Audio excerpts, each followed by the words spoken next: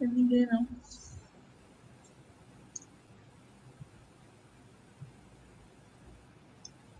Apareceu para você, Margarida, alguém? Nós já estamos no ar, viu? Ainda não chegou ninguém na sala, mas já estamos ao vivo. Perfeito. Quando der 2 horas aqui, aí eu faço a abertura, tá bom? Tá certo.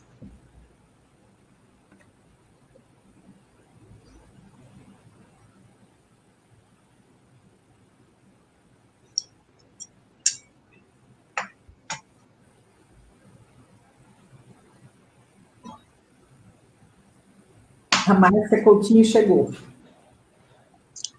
Para mim não veio ninguém. Já vai chegar aí. Ué, que Boa estranho. tarde, Márcia. Boa tarde, Lilica. Márcia Coutinho.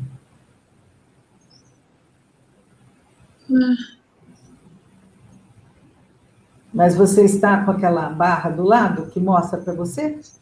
Mas tá vazia. Tem aqui o Já chega. WhatsApp Já e o... chega.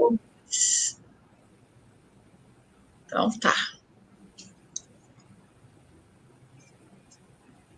Eu estou estranhando, que geralmente vem logo, né?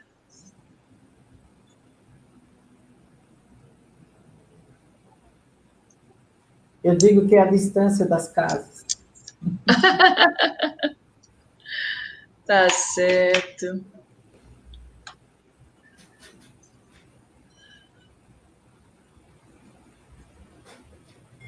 Estou estranhando muito que chega logo alguma questão tecnológica, talvez, né? Você está me ouvindo bem? Muito bem. Ótimo. Muito bom. Aí, Márcia, pode dar um retorno para a gente em relação ao som, por gentileza, em relação à imagem, se está chegando bem para vocês.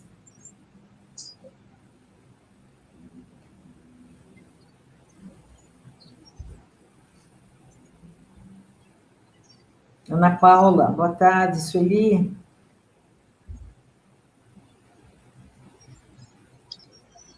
Margarida, eu vou fazer um teste aqui.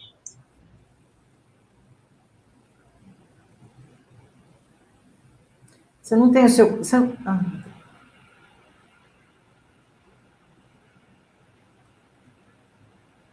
Agora você cortou. Não estou te ouvindo. Obrigada, Lilica. A Lilica nos respondeu dizendo que está tudo ótimo. Carolina, boa tarde. Cris, muito obrigada, Cris, pelo retorno. Nilza, 14 horas, minha querida. Olá, amigos queridos. Mais uma vez, com muita alegria. Estamos juntos, Margarida e eu, para mais um momento de live, palestras virtuais, ainda em decorrência do que acontece com todos nós, mas a nossa confiança de que tudo isso vai passar é forte, vamos aguardar. Vamos então nos prepararmos todos para este momento. Então, convido aos amigos para fecharmos os nossos olhos, voltar o nosso pensamento para Jesus, buscando em nós esta presença divina e dizendo a Ele da nossa gratidão por tantas bênçãos, por todas as bênçãos que tem acobertado as nossas vidas. Aos amigos espirituais, mensageiros de Jesus, nossos mentores, pedimos que clareiem o nosso pensamento, para que nós possamos compreender a mensagem que Margarida irá apresentar esta tarde. Que seja útil para nós, que fortaleça-nos para o enfrentamento da vida. Que a nossa companheira querida seja envolvida pelo seu amigo espiritual e por toda a equipe da Sociedade Espírita Irmã Francisca. Muita paz para todos. Que Deus nos abençoe. É com você, Margarida. Já está projetado, Nilza? Já. Está? Já está. Então, amigos, muito boa tarde aos amigos e às amigas. Hoje nós escolhemos um tema que eu acredito que esteja no pensamento de muitos de nós, ou voltados a nós mesmos, ou voltado aos nossos entes queridos, familiares, amigos, que possam estar passando pela difícil prova da doença física. Esta lição, intitulada Curas, nós vamos encontrá-la no livro Pão Nosso, psicografia através de Chico Xavier, pelo Espírito Emmanuel. Toda a lição do livro Pão Nosso, ele traz, primeiro, uma fala de Jesus. E nessa fala, desta lição Curas, Jesus, falando aos seus discípulos, diz: e curai os enfermos que nela houver, e dizei-lhes, é chegado a vós o reino de Deus. Nós vamos encontrar esta passagem, esta fala de Jesus, no Evangelho de Lucas, capítulo 10, versículo 9. No transcorrer da lição, o Espírito Emmanuel vai, então, dissertando, explicando-nos o sentido desta fala de Jesus. Então, através da psicografia de Chico, o Espírito Emmanuel nos diz, eu pensei apenas esta passagem da lição e convido-os a buscar a lição na sua íntegra para que vocês possam lê-la, refletir sobre ela. Ele diz assim, que é sempre útil curar os enfermos quando haja permissão de ordem superior para isto. Contudo, em face de semelhante concessão do Altíssimo, concessão no sentido de abrir um precedente, permitir um privilégio, é razoável que o interessado na bênção reconsidere as questões que lhe dizem respeito, compreendendo que raiou para seu espírito um novo dia no caminho redentor. Então, esta fala de Emmanuel nos faz também raciocinarmos que as curas são possíveis, assim que Deus assim a permite, mas que cabe a cada um daqueles beneficiados pela cura que ele possa refletir sobre a sua conduta, porque ele fala do caminho redentor. Ele está aqui se dirigindo ao espírito encarnado, que naquele momento está passando pela doença física, ou mesmo a doença moral, mental. Então, quando eu estava estudando e preparando esta nossa fala, eu me lembrei do seminário de Haroldo Dutra. Nesse seminário, que vocês podem encontrar na íntegra também, a sua parte 1 e a parte 2 no YouTube. Lembrando aqui que Haroldo Dutra, ele fez esqueci a palavra, a tradução do Novo Testamento, diretamente do grego para o português. Essa informação é importante para que a gente possa compreender a fala de Haroldo Dutra nesse seminário. E esse seminário é intitulado As Curas de Jesus, os Milagres do Evangelho. Nós fomos fazendo, então, uma associação da linha de raciocínio que nos propõe aqui nesse seminário Haroldo Dutra, para que a gente possa entender os reais objetivos das curas realizadas por Jesus, apoiando-nos nesta fala inicial desta lição. Então, eu vou convidá-los para que me acompanhem nesta linha de raciocínio de Haroldo Dutra. Ele diz assim, que ele inicia o seminário dizendo que quando ele começou a fazer a tradução do Novo Testamento, do grego para o português, tinha uma dúvida que estava muito latente nele, que o intrigava já há um bom tempo. Por que tantas curas no Evangelho? Era esta a dúvida. Por que tantas curas? Se nós formos estudar o Evangelho, nós vamos ver que existem mais de 30 curas no Evangelho. Vou trazer algumas aqui para a gente apenas, para que nós possamos nos lembrar. O paralítico, a cura do paralítico no tanque, nós vamos ter aqui, encontramos isso no Evangelho de João. A cura da hemorroísa, ou seja, aquela que teve uma hemorragia muito intensa, que não encontrava cura de jeito nenhum, e foi apenas no toque da veste de Jesus que ela se cura, nós vamos encontrar no Evangelho de Lucas. A cura de um leproso, também vamos encontrar no Evangelho de Mateus. E para não dizer que não falamos também da cura mental, trouxemos aqui a cura de um homem endemoniado, e que nós vamos encontrar também no Evangelho de Lucas, capítulo 4, versículo 33 a 37. Então, esta era uma dúvida que ficava latente. E Haroldo chama a nossa atenção a mais um questionamento. Ele diz assim, então, por que Jesus curava? Qual era o objetivo das curas? E ele nos lembra que esta dúvida era também de todos aqueles que o antecederam no estudo do Evangelho. E que muitas respostas, ou melhor, muitas das argumentações que foram sugeridas, a que mais apareceu e a que mais tentava justificar o objetivo de Jesus na cura, era esta aqui, que Jesus pretendia atrair as pessoas para o seu ensino moral através das curas. Isso, meus amigos, se nós traduzirmos para a linguagem atual, nós diríamos que Jesus estaria fazendo um marketing, para que ele atraísse a atenção das pessoas, ele usava, então, a cura. E nós, conhecendo a natureza de Jesus, nós entendendo todo o amor que ele dispensava a todos aqueles que estavam ali à sua volta, nós entendemos que isso não poderia ser o objetivo de Jesus.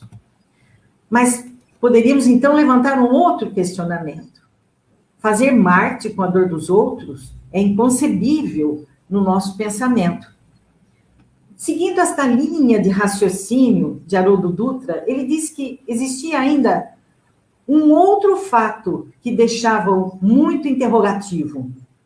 Era o seguinte, todas as pessoas que foram curadas por Jesus, todas elas desencarnaram. Ninguém recebeu o indulto de não passar pela desencarnação. Portanto, meus amigos, foram curados e algum tempo depois foram desencarnando, cada um a um, chegando o seu momento. Então, Haroldo Dutra, seguindo esta linha de raciocínio, ele diz assim, deveria ter, então, um outro ponto. Que ponto seria esse? O que realmente era o objetivo de Jesus? Ao meu ver, com o estudo do Evangelho, com a encarnação de espíritos mais evoluídos, será tirado os véus dos nossos olhos. E nós vamos compreendendo que esse ensinamento de Jesus, ele não pode ser examinado como fatos estanques, momentos ali só isoladamente. Há mais de 2000 anos está, e vagarosamente nós vamos compreendendo as lições. Então, Haroldo diz que, conforme ele foi estudando as inúmeras curas que constam do Evangelho, ele continuou, então, na sua busca de identificar algum padrão, alguma coisa que sinalizasse, que o levasse a compreender. Então, ele percebeu que em algumas curas, Jesus mandava que procurassem o sacerdote. E aí ele faz a citação de uma passagem que nós vamos encontrar no Evangelho de Mateus, no capítulo 8, versículo 1, em que Jesus, dirigindo-se ao homem que apresentava lepra, e disse, olha, não digas a ninguém, mas vai mostrar-te ao sacerdote. E apresenta, na tradução do grego para o português, significa oferece. Oferece a oferta que Moisés ordenou. em testemunho para eles. E aqui acrescenta, por isso é interessante conhecermos o Novo Testamento, agora com essa tradução, porque ele respeita os fatos históricos. E Haroldo nos diz que os sacerdotes do templo, na época de Jesus, eles exerciam uma função de controle sanitário. Sabe a vigilância sanitária de hoje? Essa função é exercida pelos sacerdotes do templo, sobretudo sobre doenças de pele, que eram extremamente contagiosas. O exemplo da lepra, que hoje nós conhecemos pelo nome de hanseníase. Quem ficasse doente ou se curasse, eles teriam que se comunicar com os sacerdotes para que eles verificassem se ele realmente havia alcançado a cura, ou se ele realmente estava doente, para impedir ou para permitir o seu retorno ao convívio social, com o objetivo de evitar que a doença se alastrasse e vitimasse toda a comunidade onde ele estava inserido. Então, esta passagem, meus amigos, Jesus, ao pedir às pessoas que procurassem, as pessoas que haviam atingido a cura, e procurassem os sacerdotes, Jesus estava seguindo uma lei humana, uma lei em vigor na época, e em vigor hoje também, e dando a todos nós uma lição de que nós devemos respeito às leis que vigem, que estão no nosso país. E trazendo para o nosso dia a dia, para este momento de pandemia, quanto nós temos já, pela fala de Jesus, recomendações de fazermos a nossa parte, de estarmos atentos às recomendações da vigilância sanitária, para que nós mesmos não nos coloquemos em exposição e, ao mesmo tempo, protegendo aqueles que amamos, aqueles que estão à nossa volta. Mas, voltando ao raciocínio de Haroldo Dutra, um fato chamou a atenção. E ele dizia que, além que em nenhuma cura no Evangelho, existe um relato sequer que Jesus tenha usado a seguinte frase: eu te curei. E ele chama atenção a uma nova passagem de cura de Jesus, do cego, em que nós vamos encontrar em Lucas, também no capítulo 18, versículo 41 e 42, em que Jesus fala assim: que queres que te faça? Jesus podia dizer: a tua fé te curou, você foi curado, mas que não existe na tradução que Jesus tenha assumido a autoria da cura. Então ele diz assim: nesta passagem nós podemos ter um exemplo, que Jesus, então, disse ao cego: que queres que te faça? E esta frase de Jesus é o que Haroldo Dutra também ressalta como importante para a nossa análise.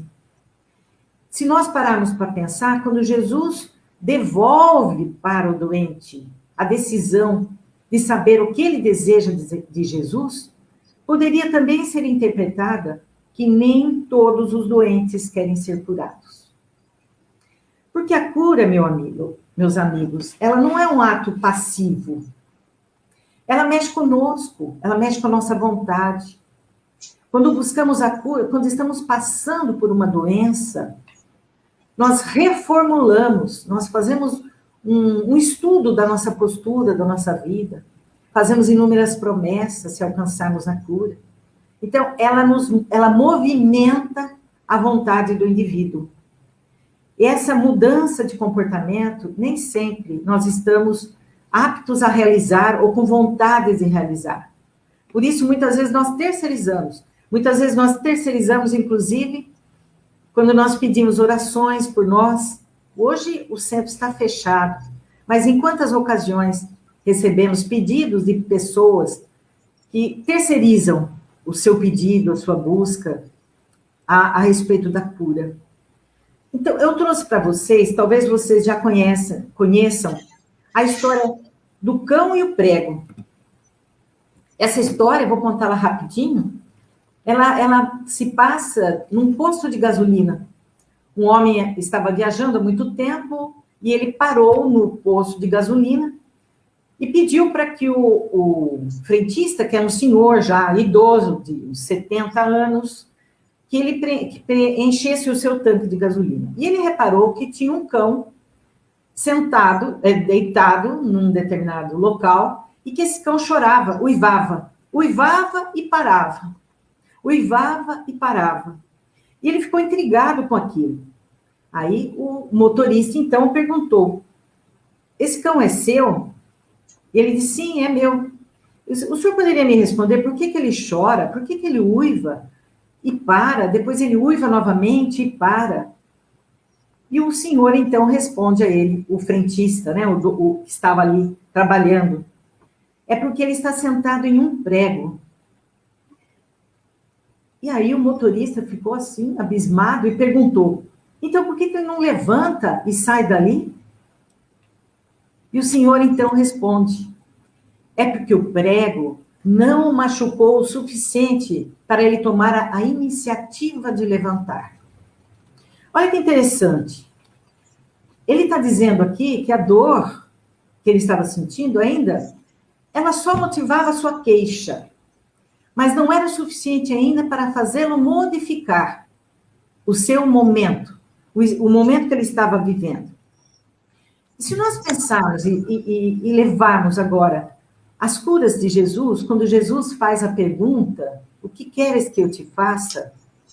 Nós poderíamos também pensar que quando alguém chega até Jesus e que mostra na alma, no olhar, o sofrimento, é como se Jesus, ao fazer essa pergunta, o levasse a pensar, já doeu o suficiente para que eu possa me levantar, para que eu possa me modificar?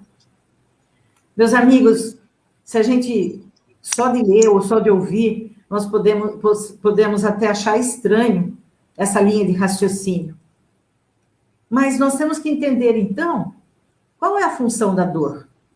Qual é a função da dor no nosso corpo? Qual é a função da dor na nossa alma? Se nós levarmos em consideração a dor no nosso organismo físico, a função no nosso corpo físico é de um alerta de que alguma coisa está errada. O que nós estamos sendo recomendados nesta pandemia? Qualquer sintoma, uma dor de cabeça que você não tem, que está ali presente, que está, de alguma forma, sendo assídua, é um alerta. E esse alerta é como se fosse uma mensagem. É uma mensagem que nós temos que identificar. E nessa identificação, é uma mensagem do organismo dizendo que tem alguma coisa errada. E que cabe a nós irmos em busca de uma resposta. Pode ser uma simples dor de cabeça, pode ser uma enxaqueca, que está sempre presente no nosso dia a dia, mas também pode ser o sinal de uma infecção provocada, então, pelo Covid, de um contágio, que fugiu ao nosso controle. Então, vejam, esta dor presente, ela faz com que a gente mude a nossa rota, porque estávamos bem, teve um sintoma, esse sintoma faz com que a gente saia da nossa vida, da nossa rotina, e vamos em busca, então, da solução. Portanto, meus amigos, a dor é pedagógica.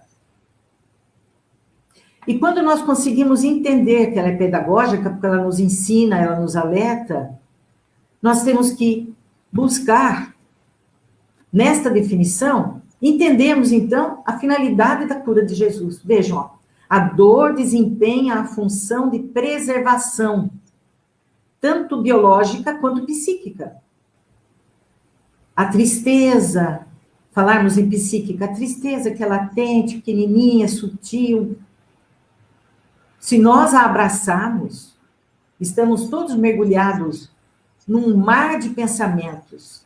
Entramos em sintonia com outros que também alimentam a tristeza, o desânimo. É um alerta para que a gente saia do pensamento. Então, a dor, ela é nessa função de preservação, é para manutenção da vida, manutenção da rota que nós escolhemos, do nosso roteiro. Não existe diferença entre lei biológica e lei moral. Isso está lá no Livro dos Espíritos.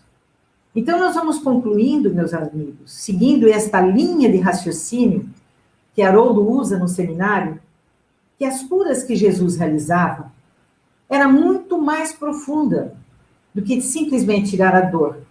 Porque tirar a dor é tirar esses sinais que indicam que há algo errado. Então, esse ensinamento de Jesus, ele tem que vir com outro objetivo. E Haroldo Dutra também se refere a uma outra frase que Jesus usa,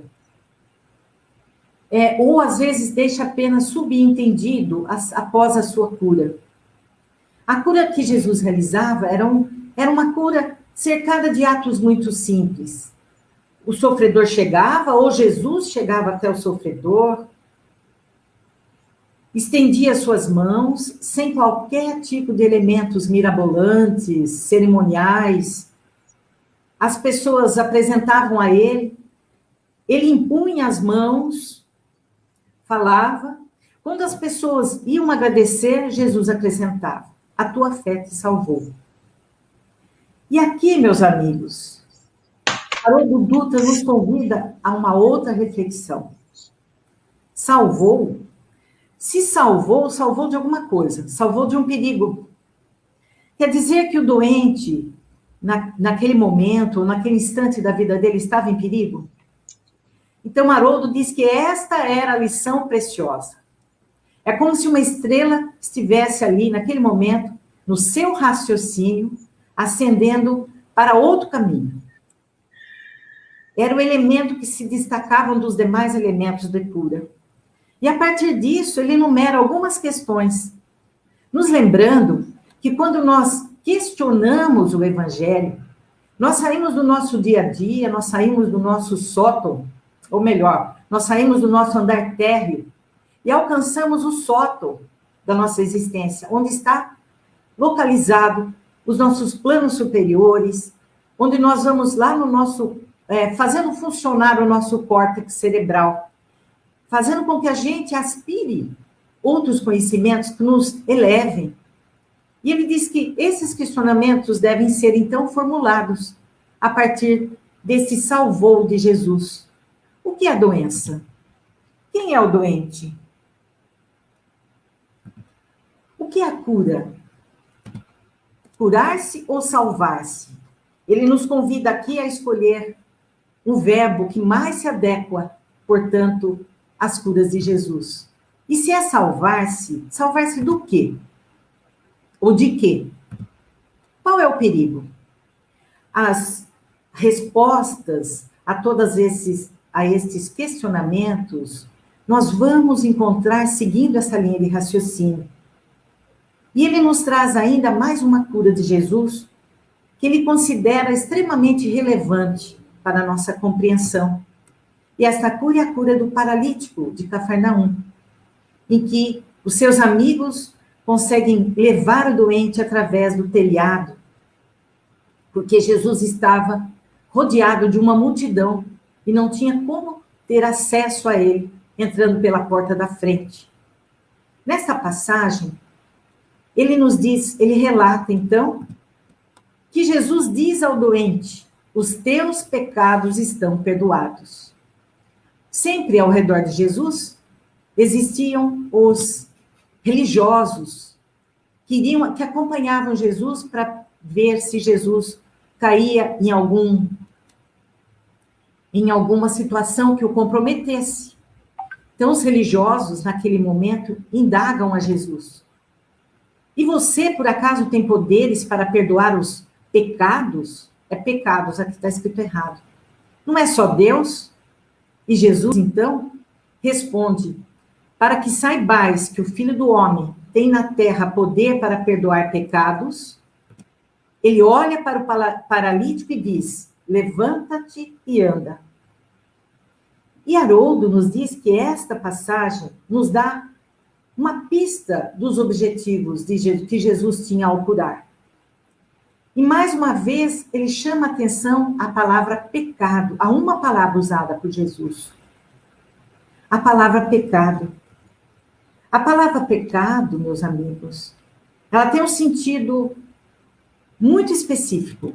Significa errar o alvo na tradução do grego para o português.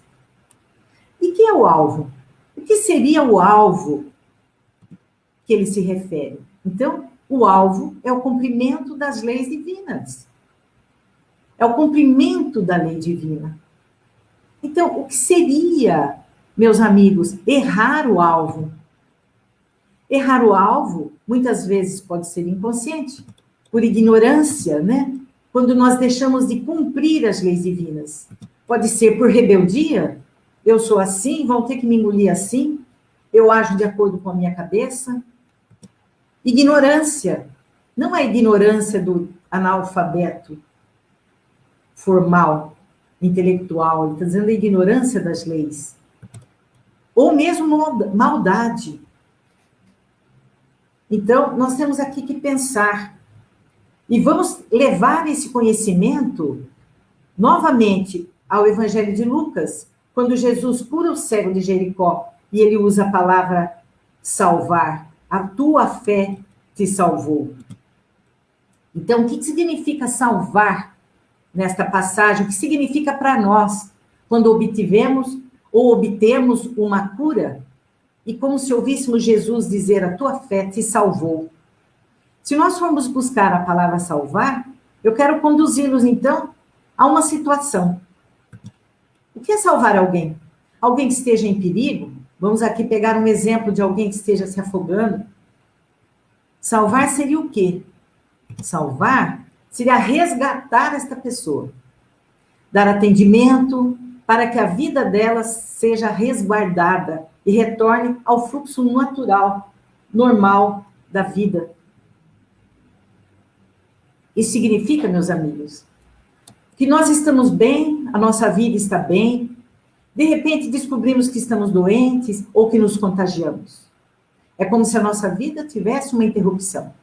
O fluxo, o caminhar daquele momento, da nossa existência. E aqui é a mesma coisa. A pessoa está bem, foi fazer um lazer e de repente se encontra numa situação de perigo. Salvar seria isso. Para que a sua vida tenha uma continuidade, ela precisa ser resgatada, ela precisa ser cuidada, para que ela continue nesse fluxo da vida. Então, se nós buscarmos a definição, lá em grego, da palavra pecado, armatia, sugere errar o alvo, desviar-se do rumo. Então, na fala de Jesus, trazendo agora para a fala de Jesus, seria o não cumprimento das leis divinas, quando nós erramos o alvo, quando nós saímos daquilo que nós trazemos como compromissos assumidos na espiritualidade. E Haroldo Dutra, ele nos leva a pensar também assim, como é que nós fazemos para não errar, não perdermos a rota quando nós nos propomos a fazer uma viagem, a ir em busca de um endereço que nós ainda não conhecemos. Vamos trazer para o nosso dia a dia. Nós temos o GPS que nos salva de muitas coisas, de muitas situações embaraçosas, e cuja função é o quê? Nos traçar uma rota e permitir que nós cheguemos ao nosso destino sem que nós desviemos da trajetória. Nós podemos ignorar o GPS? E quantas vezes nós ignoramos o GPS? Nós podemos ignorá-lo, mas poderá trazer consequências ignorá-lo na sua função? Sim, nós podemos perder o alvo. Ficamos sem rumo. E quando nós ficamos sem rumo, meus amigos, qual é a nossa reação? Nós agredimos, condenamos. O que nós fazemos? Quantos de nós já brigamos com o GPS? Quantos de nós já interagimos com o GPS? Dizendo muitas vezes aquela frase, não sabe nada, você não sabe nada. Então, o que nós normalmente fazemos? Nós temos que retomar. Isso é salvar, ó. Retomar a nossa rota. Voltamos do princípio onde estávamos e voltamos a usar o roteiro, a sequência. Isso na busca de um endereço. de uma viagem, e na nossa vida, na nossa rota evolutiva. Será que nós temos um GPS? E Haroldo, um tom muito brincalhão, nos diz que nós temos sim, que Deus, ele cria espíritos com GPS de fábrica. Nós trazemos um GPS interno. E esse GPS, meus amigos, onde que ele se localiza? Ele se localiza na nossa consciência. É ali que estão as leis divinas. Somos todos filhos de Deus. Somos todos uma centelha divina. Trazemos dentro de nós sem qualquer desamparo, estamos sem qualquer desamparo. Nós podemos também, a diferença desse GPS com o GPS que nós usamos no nosso carro, é que esse não pode ser desligado. Nós podemos fazer ouvidos moucos, né? Fazer de conta que nós não ouvimos, nos fingirmos de surdo, fugirmos das orientações que nós já temos em nossa consciência. E aí, quando Jesus associa o adoecer com o perder do alvo, ou seja, quando Jesus associa, você está curado porque eu perdoo os seus pecados, então perder o alvo seria o pecado, o ter saído da rota, que ele perdeu o contato com a consciência, ou seja, com a lei divina. Jesus ali já está deixando bem claro que ele não trabalhava apenas com os corpos, mas com as causas que levavam ao adoecimento. Então, na fala inicial de Jesus, mostra, quando ele diz, está aberto para você o reino de Deus, ou seja, você está recebendo uma nova oportunidade de voltar à rota. Use o seu GPS. Então, meus amigos e minhas amigas, nós vamos conseguindo concluir, através do raciocínio que Haroldo, de uma forma tão inteligente, nos traz, que os objetivos das curas de Jesus, que nós não compreendemos ainda 1/10, talvez 1/1000 desses objetivos, não visava a cura dos corpos, mas a cura das almas, dos espíritos que estavam naquele momento ali reencarnados. E não só o espírito que estava reencarnado ali naquele momento, mas principalmente as lições que ficariam para nós, para toda a humanidade. Por isso, nós ainda temos que estudar o Evangelho e compreendê-lo nas suas entrelinhas. Uma alma curada cura seu corpo, ainda que isso demore um pouco. Esse demore um pouco pode se estender a inúmeras reencarnações. Mas cada vez que a doença nos visita, ela traz um instrumento educativo. É um material pedagógico. É um alertar, é um despertar. Então, as curas de Jesus, meus amigos, elas traziam um objetivo mais profundo. E a partir desse momento, diz Haroldo Dutra, e que serve para mim em particular, ao ler uma cura de Jesus, eu comecei a me perguntar, onde está a minha cegueira? Onde está a minha paralisia? Onde está em mim o homem que foi curado, o endemoniado? Então, Jesus curou o cego de Jericó, Bartimeu. Onde está o Bartimeu cego em mim?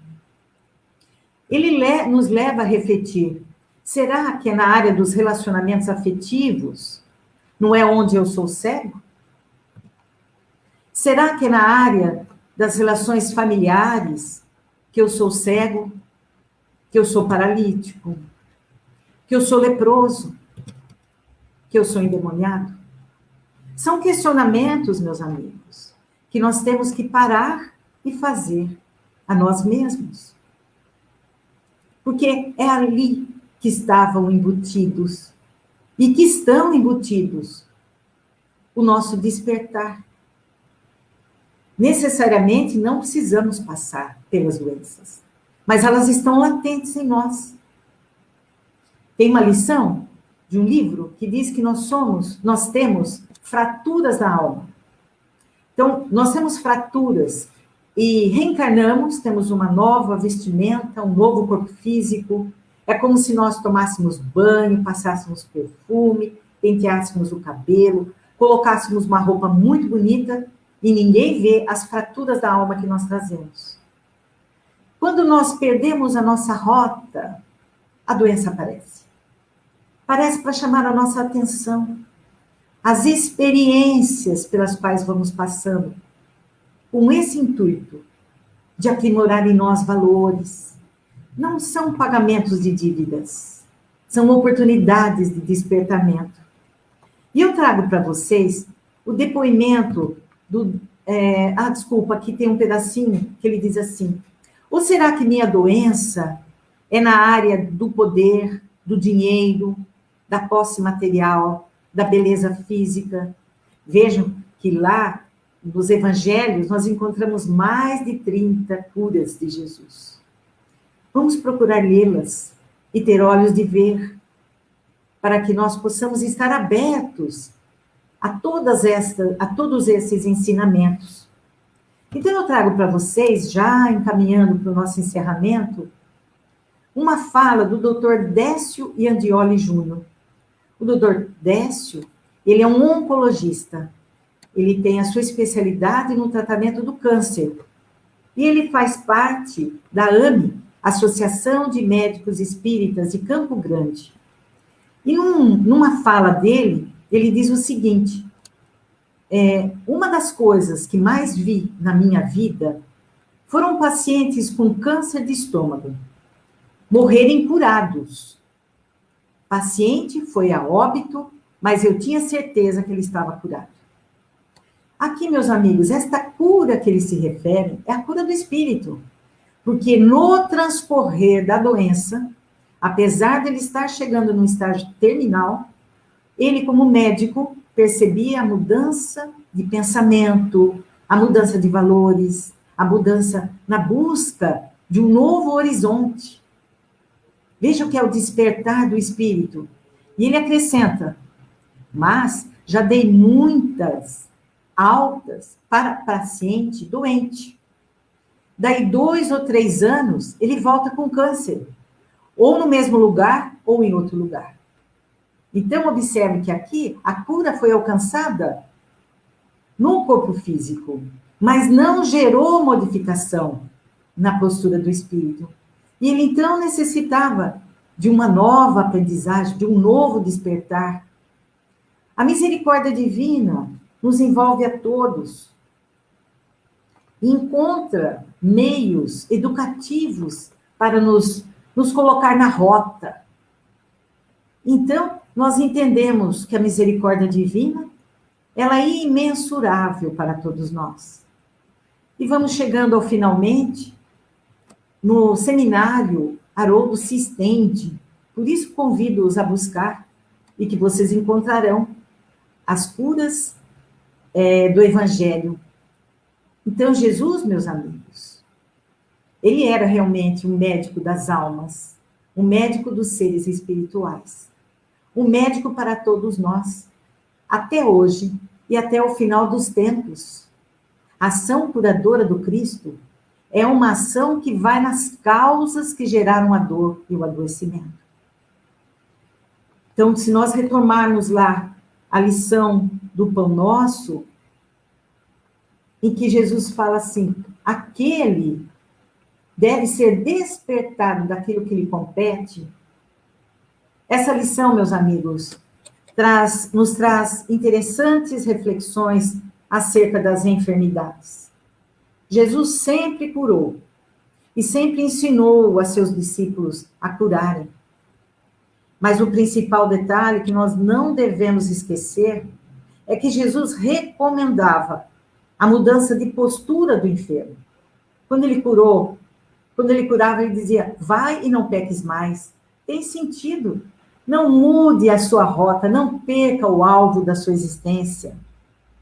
Ainda, meus amigos e minhas amigas, nós não compreendemos direito quão profundo são os ensinamentos de Jesus. E todas as nossas enfermidades representam alertas, lições, que nós temos que ir buscar a causa e combatê-la na raiz, para que elas não se repitam. Aprender a encarar as nossas enfermidades como momentos de reflexão, momentos de autoanálise, porque só assim nós vamos compreendendo um pouquinho melhor a necessidade que temos de passar por esse tipo de dificuldade.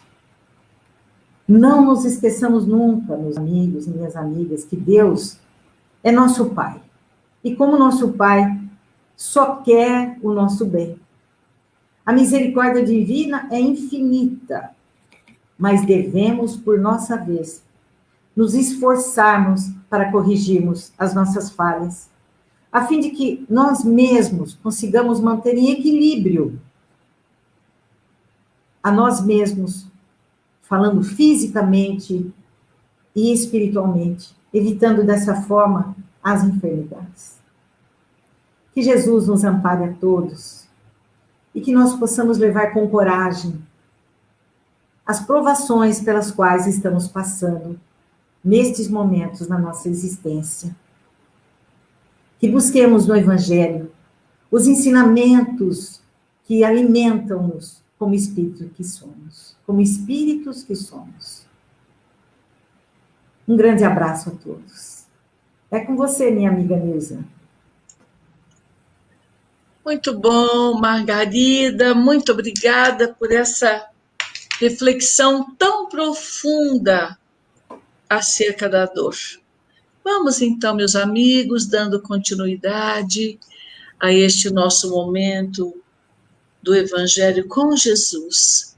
E este é o momento do passe virtual.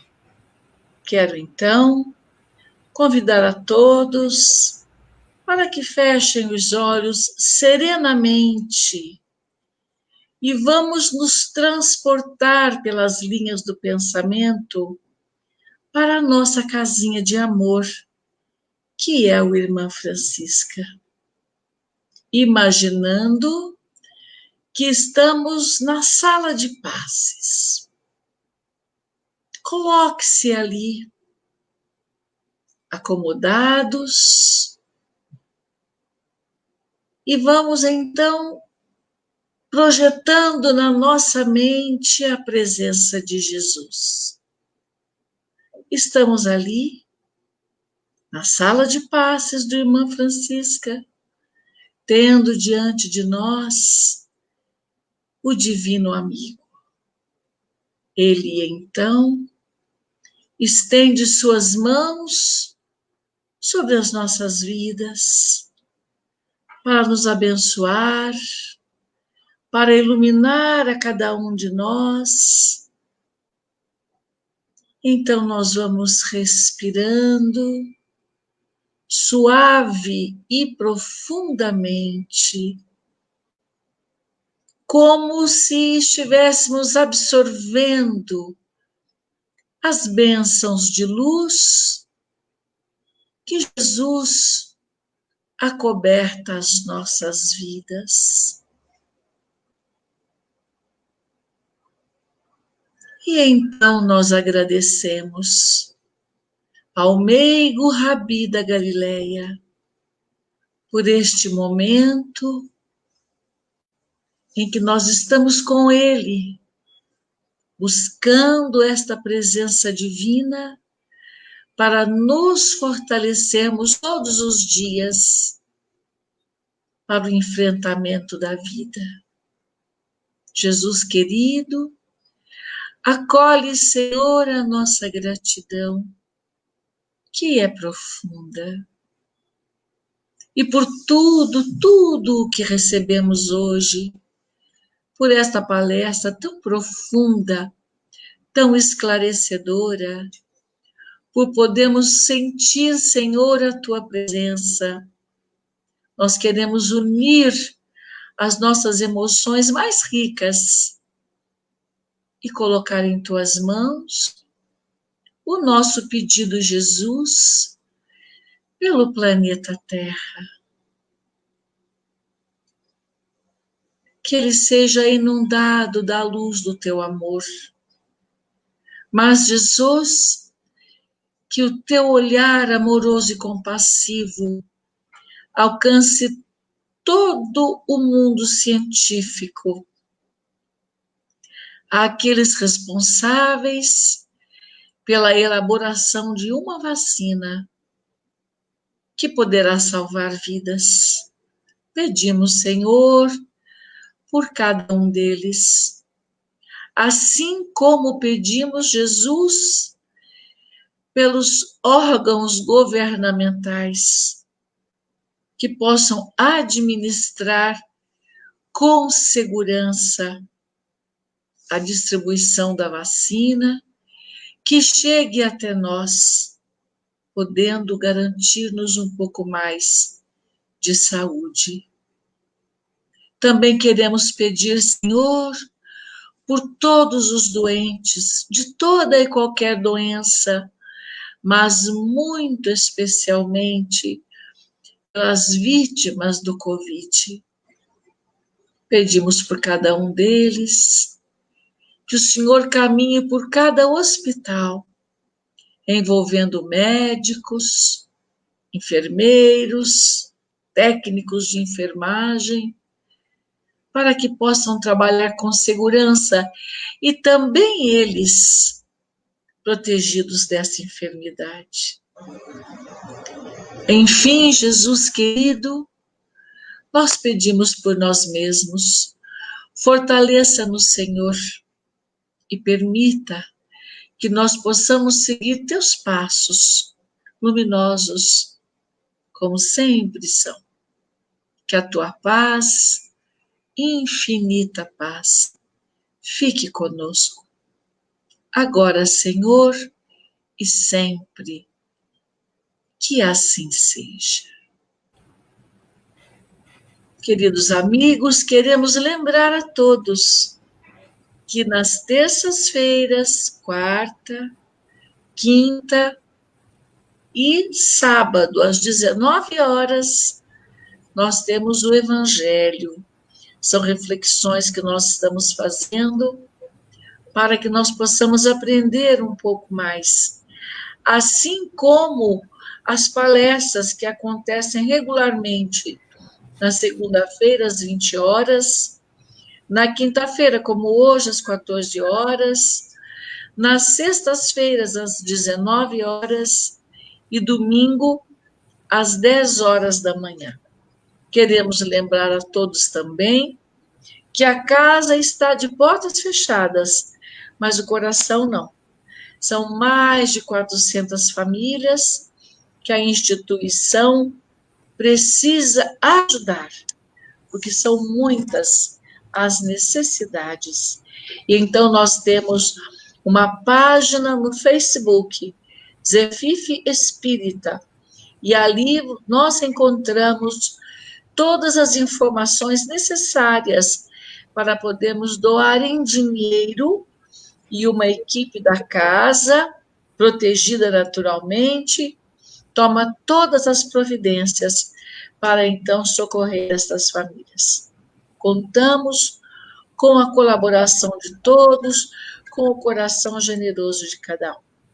Por nós, mais uma vez, a nossa gratidão. Um abraço a todos, que Jesus abençoe e proteja a todos nós, agora e sempre. Que assim seja. Uma boa tarde a todos, fiquem em paz. Margarida, minha flor, um abraço, Deus a abençoe, minha amiga. Muito obrigada, Nilza, um abraço a você, aos amigos que compareceram aqui conosco, e um abraço a todos, em especial a minha amiga Dibiúna, que temos que falar, quando a gente vê aqui, a minha amiga Edith Dibiúna, Edith da Costa, um prazer revê-la. Um abraço a todos.